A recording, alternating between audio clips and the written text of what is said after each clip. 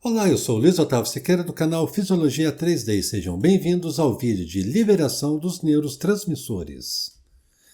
Já aprendemos que o potencial de ação é originado numa região específica chamada de cone de implantação.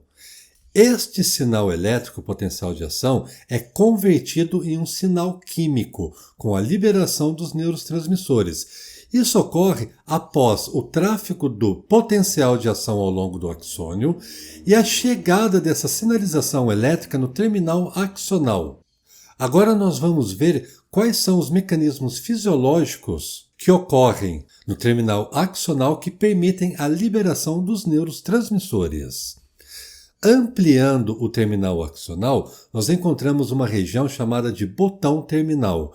Este botão terminal apresenta algumas estruturas importantes que vão permitir a liberação do conteúdo de neurotransmissor. Vejamos. Primeiramente, vamos ver a presença de um canal específico de cálcio voltagem dependente. Nós ainda não vimos este canal em ação. Vamos ver também a presença da vesícula sináptica contendo neurotransmissores em seu interior. E, além disso, uma região especializada da membrana plasmática do neurônio chamada de zona ativa. A zona ativa é a região pela qual o neurotransmissor será liberado por meio da exocitose. Já aprendemos que o cálcio é um íon que está mais concentrado no lado extracelular em relação ao lado intracelular. Estudaremos também a participação dos íons cálcio para a liberação de neurotransmissores. Então, conforme disse, após a chegada do potencial de ação no terminal axonal, ocorrerá uma alteração conformacional dos canais de cálcio voltagem dependente. Já sabemos que, por meio das forças eletroquímicas, o cálcio partirá do lado extracelular para o lado intracelular, ou seja, ocorrerá um influxo de cálcio no interior do neurônio. Este cálcio é extremamente importante, uma vez que, após a entrada de cálcio no terminal axonal, ocorrerá a ligação do cálcio com as vesículas sinápticas. Esta ligação entre cálcio mais vesícula sináptica vai permitir a mobilização da vesícula sináptica. E esta vesícula sináptica, por sua vez, chegará a uma região especializada da membrana plasmática do neurônio chamada de zona ativa.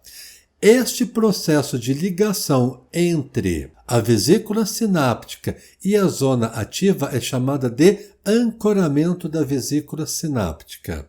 Lembrando que isso ocorreu graças ao influxo de cálcio no interior do neurônio. Este cálcio ligou a vesícula sináptica e permitiu a mobilização da vesícula sináptica, que foi direcionada até a zona ativa. Isso permitiu o ancoramento da vesícula sináptica na zona ativa. Uma vez ancorada a vesícula sináptica na zona ativa, veja o que acontecerá. Uma alteração conformacional tanto da zona ativa quanto da vesícula sináptica, ocorrendo uma abertura de um poro que vai permitir, por meio da exocitose, o extravasamento dos neurotransmissores do interior da vesícula para o espaço entre os dois neurônios. Este espaço é chamado de fenda sináptica. Desta maneira, ocorre a liberação dos neurotransmissores. Uma vez que os neurotransmissores foram liberados, veja o que acontece. Ocorre o desligamento da vesícula sináptica da zona ativa, outra alteração conformacional da membrana plasmática do neurônio, fechando desta maneira a abertura que permitiu a liberação por exocitose dos neurotransmissores. Isso encerra a liberação dos neurotransmissores. Então, para finalizar, uma vez liberados os neurotransmissores, ocorre o desligamento da vesícula sináptica da zona ativa e, consequentemente, o fechamento da própria zona ativa. Vamos ver agora uma animação a respeito da liberação dos neurotransmissores. A imagem mostra o botão terminal do terminal axonal e alguns elementos importantes para a liberação dos neurotransmissores, tais como canais de cálcio voltagem dependente, uma região especializada da membrana plasmática chamada de zona ativa, a vesícula sináptica contendo os neurotransmissores em seu interior. Vimos que, após a chegada do potencial de ação no terminal axonal, ocorrerá uma alteração conformacional dos canais de cálcio voltagem dependente e isso permitirá o influxo de cálcio. Parte desse cálcio ligará com a vesícula sináptica, que permitirá dessa maneira a mobilização da vesícula sináptica até a zona ativa. A ligação da vesícula sináptica com a zona ativa é um processo chamado de ancoramento. Este ancoramento permitirá uma alteração tanto da zona ativa quanto também da vesícula sináptica.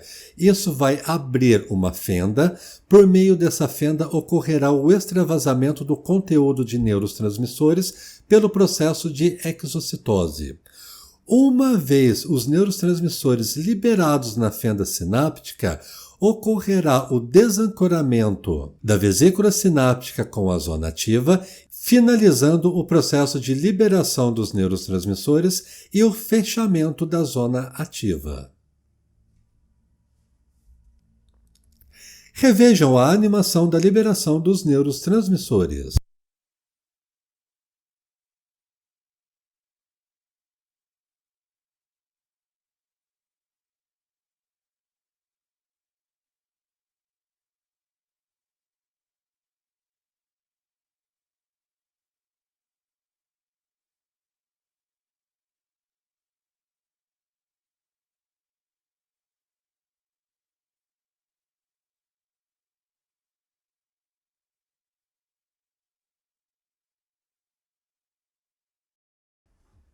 Vamos ver as etapas da liberação dos neurotransmissores.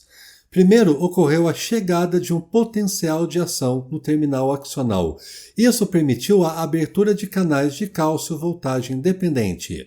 Com a abertura desses canais, ocorreu um influxo de cálcio no interior do neurônio, que mobilizou a vesícula sináptica até a zona ativa. Isso permitiu o processo de ancoramento na zona ativa. Com isso, ocorreu a abertura da vesícula sináptica e também da zona ativa, permitindo dessa maneira a exocitose dos neurotransmissores para a fenda sináptica. Gente, o que eu queria falar para vocês a respeito da liberação dos neurotransmissores era isso. Espero que vocês tenham gostado do meu vídeo e compreendido os conceitos. Muito obrigado por assistir e até o próximo vídeo.